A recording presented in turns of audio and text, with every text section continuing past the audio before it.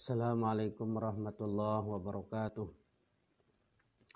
Alhamdulillahirrabbilalamin. Wassalatu wassalamu ala asyrafil anbiya'i wal mursalin wa ala alihi wa ashabihi ajma'in, amma ba'du.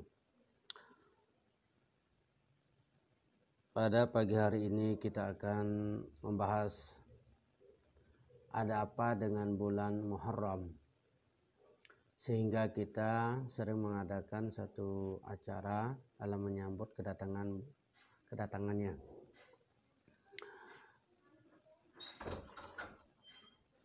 Saya kutip atau saya baca di kitab, jadi panduan adalah kitab Nuzhatul Majalis.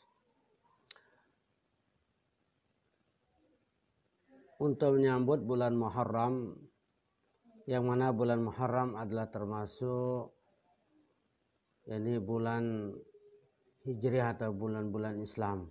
Ya.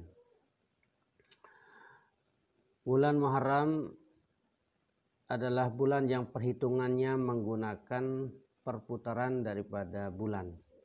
Jadi bulan Qamariyah.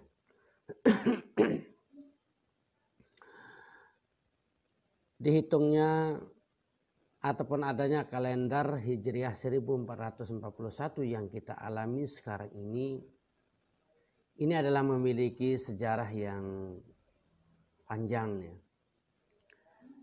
Yang mana pada zaman Rasulullah Sallallahu Alaihi Wasallam tidak ada perhitungan tahun, ya.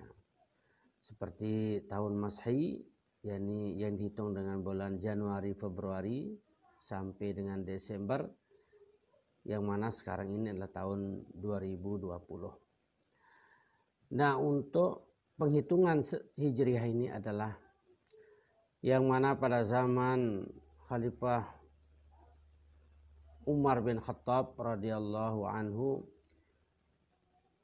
beliau mengajak para sahabatnya untuk mendiskusikan, untuk mensidangkan tentang apa bulan yang dipakai di dalam Islam, ataupun agar kita mengetahui ataupun menjadi tolak ukur kita terhadap satu kejadian atau satu peristiwa. Hal ini dirapatkan, yang mana pertama kali adalah para sahabat mengusulkan bagaimana kalau hari kelahiran Rasulullah Sallallahu Alaihi Wasallam yang kita buat sebagai perhitungan tahun untuk tahun Islam. Setelah ditimbang, ya ada juga yang mengatakan tahun wafatnya Rasulullah Sallallahu Alaihi Wasallam.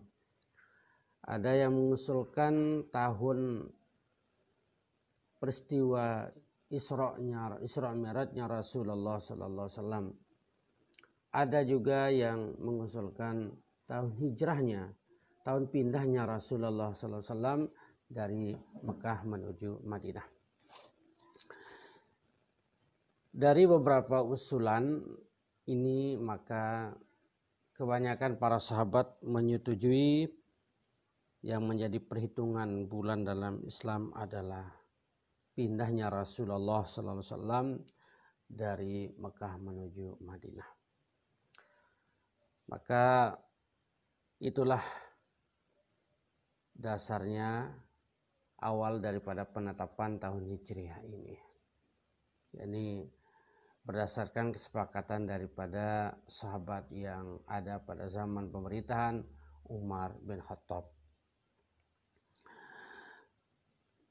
Saudara-saudara sekalian yang saya muliakan, dalam merayakan ataupun menyambut tahun baru Hijriah, dulu di pondok selalu kita diajak, dibimbing oleh pimpinan yayasan kita, yakni abah kita Tangguh Haji Ahmad Fadli Fadil Tahir. Sebelum maghrib kita sudah dikumpulkan di majelis taklim, ya, yakni pada hari terakhir daripada tahun berikutnya, yakni pada hari terakhir daripada bulan Zulhijjah. Dan di sana kita diajak untuk berdoa, yakni dengan doa akhir tahun. setelah masuk waktu maghrib, sebelum azan dikumandangkan, kita diajak untuk berdoa juga untuk mengawali awal tahun Hijriah kita. Yang mana doa yang dipanjatkan pada saat memasuki bulan Muharram adalah disebutkan di dalam Majmu' Syarif, ya. Begitu juga di dalam kitab Nuzhatul Majalis, di sana disebutkan bahwa ada memiliki kelebihan-kelebihan dengan mengawali bulan baru atau tahun baru Hijriah dengan mengucapkan doa ataupun berdoa kepada Allah Subhanahu wa taala. Di antara doa yang dianjurkan adalah sebagaimana disebut dalam kitab Nuzhatul Majalis, man qala awwalal muharrami, siapa-siapa yang berdoa pada awal Muharram dengan doa Allahumma antal abadiyul qadim wa hadhihi sanatun jadidah as'aluka fiha al-ismata minasyaitani wa awliyaihi wal auna ala hadhihi an-nafsil ammarati bisu wal ishtighala bima yuqarribuni ilaika zulfa ya karim. Bila berdoa dengan doa ini, qala syaitan berkata, ayasna min nafsihi, kami sudah putus harap daripada menggoda dirinya orang yang membaca ini, katanya. Jadi syaitan merasa kecewa dengan seorang Islam, seorang mukmin yang berdoa dengan doa awal tahun. Wa yuwakkilullahu bihi malakaini, dan Allah Subhanahu wa taala menyuruh dua malaikatnya yahrusanihi, yang untuk menjaganya tilkas sana, pada tahun tersebut. Jadi dengan membaca doa awal tahun, yang pertama adalah syaitan merasa sedih, ya, merasa putus harap dengan kita yang mendoa, yang membaca doa ini. Kenapa? Ayasna min nafsi, kami putus harap daripada dirinya, diri orang yang membacanya. Yang kedua adalah Allah Subhanahu wa taala menyuruh dua malaikatnya untuk menjaganya sampai akhir tahun.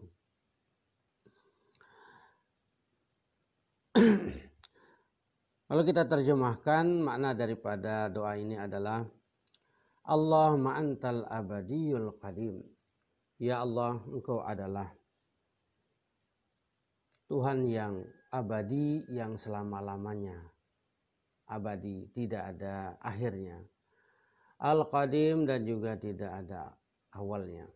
Jadi Allah Subhanahu wa taala adanya adalah tanpa akhir, Al-Qadim tanpa awal. Tidak ada yang mendahului adanya Allah Subhanahu wa taala, dan juga Allah Subhanahu wa taala tidak akan meninggal dunia. Wa hadhihi sanatun jadidah, ini tahun baru.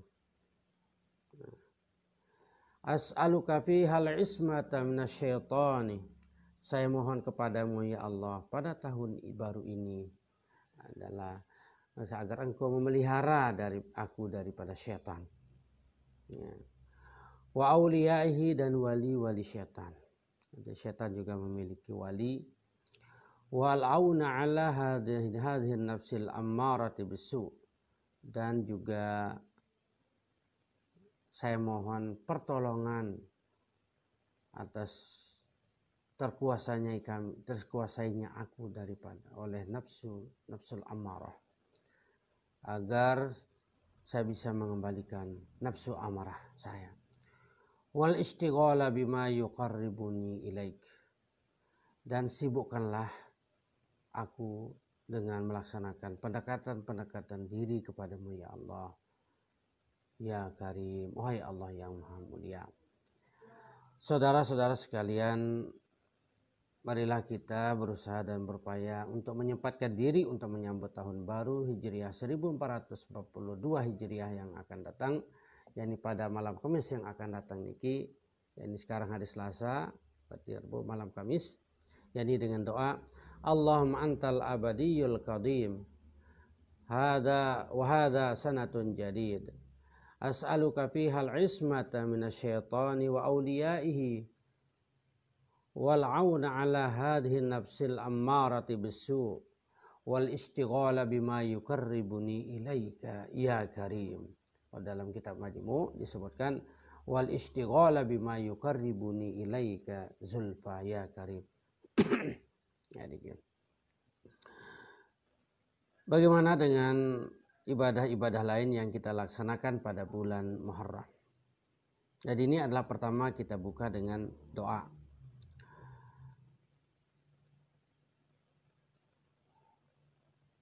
Peristiwa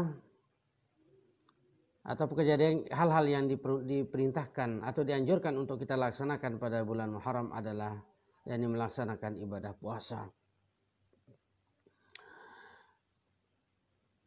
Di dalam kitab Nuzhatul Majalis juga disebutkan dalam sebuah riwayat yakni man shoma awwala jum'atin minal Muharram kufira lahu ma taqaddama min dzambihi. Siapa-siapa yang melaksanakan puasa pada Jumat pertama daripada bulan Muharram, maka Allah Subhanahu wa taala akan menggugurkan dosanya yang sudah lalu. Ya, dosanya sudah lalu. Wa man shoma salatata ayyamin minal Muharram, dan siapa-siapa melakukan 3 hari puasa dari bulan Muharram, yakni Al-Khamis wal Jum'ah was Sabt, hari Kamis, Jumat dan Sabtu, kataballahu lahu ibadata tis'ami'ati amin, Allah Subhanahu menuliskan pahala ibadah 900 tahun. Dalam riwayat At-Tabrani disebutkan bahwa man shoma yauman minal Muharram kana lahu bi kulli yaumin 30 yauman. Siapa-siapa melaksanakan puasa 1 hari pada bulan Muharram, maka Allah Subhanahu wa taala akan memberikan pahala seperti pahala 30 hari dari bulan-bulan yang lain.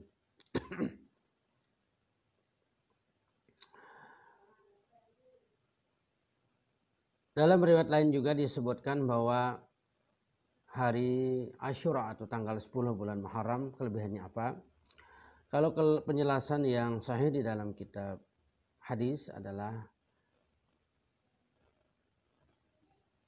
puasa pada tanggal 10 bulan Muharram akan menebus dosa kita yang setahun yang sudah lewat.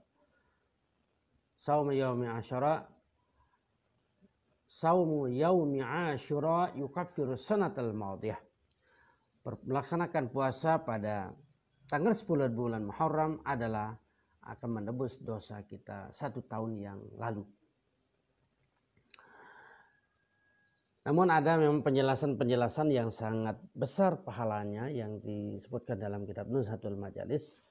Entah bagaimana dengan kesahihan daripada penjelasan ini, riwayat ini, namun kita melihat daripada mengambil dari targhib-tarhibnya, ya. Disebutkan di sana man shoma yauma Asyura kataballahu lahu alfa hajjatin. Siapa-siapa melaksanakan puasa pada tanggal 10 bulan Muharram, pertama bahwa Allah Subhanahu wa taala menuliskan pahala 1000 kali haji. Wa alfa umratin, dan 1000 kali umrah. Wa utiya thawabu alfi syahidin, dan diberikan pahala 1000 orang yang mati syahid. Wa kutiba lahu ajrun ma bainal masyriqi wal maghrib, dan dituliskan pahala antara ujung timur dan ujung barat. Wa kana kama na'taqa alfa nasamatin min waladi Ismail, dan dituliskan pahala seperti orang yang memerdekakan 1000 budak daripada anak Ismail. Wa yuktabul lahu sab'una alfa qasrin fil jannah, dan diberikan 70.000 istana dalam surga. Wa harramallahu jasadahu 'alan nar, dan Allah Subhanahu wa taala akan mengharamkan badannya disentuh oleh api neraka. Jadi ini adalah kelebihan daripada melaksanakan ibadah tanggal 10 bulan Muharram. Dan juga disebutkan wa man qara'a qul huwallahu ahad alfa marrah yauma asyura naddarallahu ilaihi bi'aini rahmatih. Siapa-siapa yang membaca suratul Ikhlas, yakni qul huwallahu ahad Allahu samad lam yalid wa lam yulad wa lam yakul lahu kufuwan ahad 1000 kali pada hari Asyura tanggal 10 bulan Muharram, Allah Subhanahu wa taala akan memandang kepadanya, kepada dirinya dengan pandangan rahmat, pandangan kasih sayang. Wa kutiba minas siddiqin, dan tertulis daripada termasuk orang-orang yang siddiq. Wa makna Asyura, ini adalah yang dituliskan termasuk kutiba minas siddiqin, akan dituliskan termasuk orang-orang yang siddiqin, orang-orang yang benar, jujur.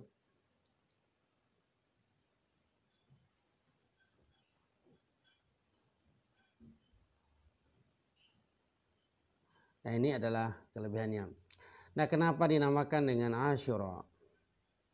Sumi Asyura, dinamakan dengan bulan hari Asyura, lianna Allah akrama bihi jama'atan minal anbiya alaihissalatu wassalam. Karena Allah Subhanahu wa taala memuliakan para nabi alaihissalatu wassalam ya pada hari tersebut.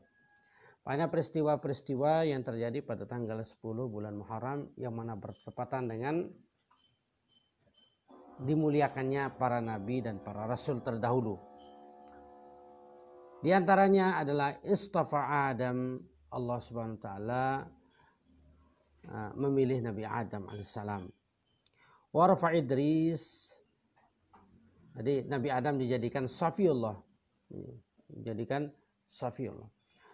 Yang kedua adalah Warfa Idris, dan Nabi Idris alaihissalam diangkat oleh Allah Subhanahu wa taala ke langit pada tanggal 10 bulan Muharram. Wastawat safinatu Nuhin 'alal judi, dan juga tersandarnya kapal Nabi Nuh alaihissalam di Gunung Judi juga yaum Asyura, pada hari Asyura tanggal 10 bulan Muharram, yang mana ba'da'an makatal ma a'alal ardi mi'atan wa khamsina yauman, setelah dia terapung di atas air selama 150 hari. Jadi dunia dulu sudah terjadi banjir.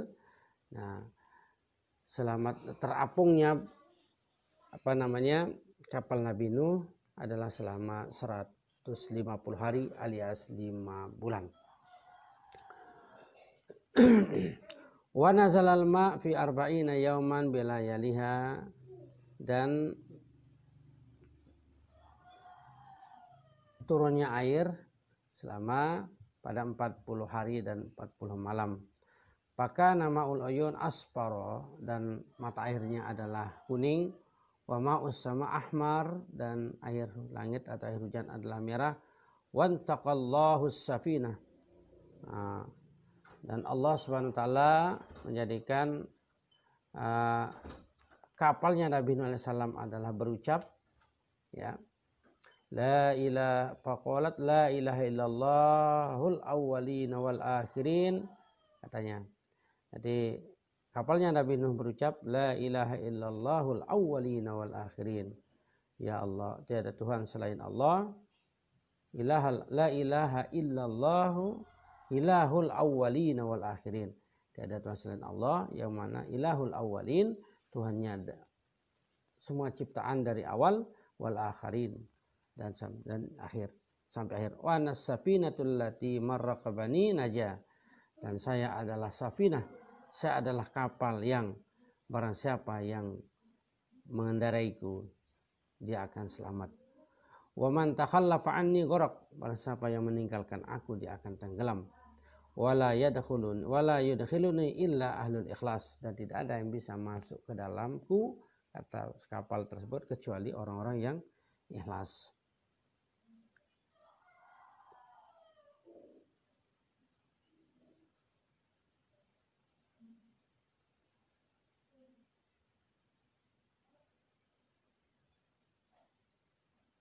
Jadi kita diberitahukan di dalam kitab ini adalah peristiwa-peristiwa yang terjadi pada bulan Muharram. Nah, yang terpenting buat kita sekarang adalah hendaklah kita melakukan ibadah puasa. Terus kita usahakan pada tanggal 10 bulan Muharram, dan juga kita berdoa di awal tahun dengan doa yang tadi, Allahumma antal abadiyul qadim wa hadhihi sanatun jadidah as'aluka fiha al-ismata minasyaitani wa awliyaihi wal auna ala hadhihi nafsil ammarati bisu wal ishtighala bima yuqarribuni ilaika ya karim. Teman-teman sekalian yang saya hormati, inilah sedikit penjelasan tentang bulan Muharram. Ya. Semoga kita dengan mengawali bulan Muharram dengan doa ini, dengan satu kebaikan, kita akan termasuk orang-orang yang dipelihara oleh Allah SWT sampai akhir tahun dari godaan-godaan syaitan. Yang mana disebutkan dalam hadis juga pentingnya di akhir umur, di akhir segala sesuatu maupun di awal sesuatu itu dengan baik, yakni al-umur bi khawatimiha. Segala perkara tergantung akhirnya. Bila akhirnya baik, insya Allah bahwa sebelum-belumnya adalah akan dianggap baik ataupun akan diampuni oleh Allah Subhanahu wa taala. Wal al-umur innamal amal binniyat, juga segala sesuatu tergantung niat, tergantung awal. Bila awalnya baik dan juga akhirnya baik, semoga amal-amal kita di tengah-tengahnya adalah bila kita melakukan perbuatan-perbuatan yang buruk, semoga diampuni oleh Allah Subhanahu wa taala. Subhanakallah bihamdika nasyhadu an la ilaha illa anta nastaghfiruka wa natubu ilaik. Wassalamualaikum warahmatullahi wabarakatuh.